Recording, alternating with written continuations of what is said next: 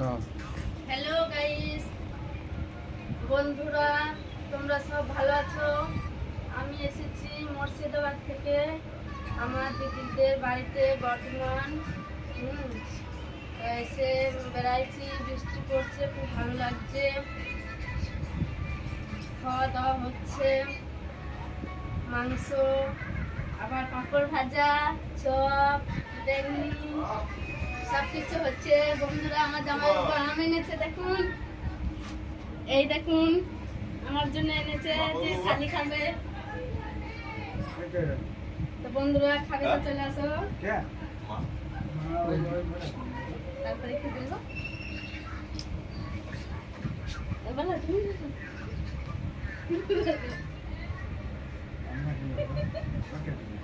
না কেন না, বলছি। তা বন্ধুরা, আমাদের দুটো লাবনি আছে, ভিডিও বানাইছি, সারাদিন বানিয়েছি। আবার ওরা ছেলেগুলো সব ঘুমিয়ে গেছে, আমার নাতনি দুটো। এখন আর বানানো যাবে না, এবার খাওয়া দাওয়া করবো, ঘুমাবো।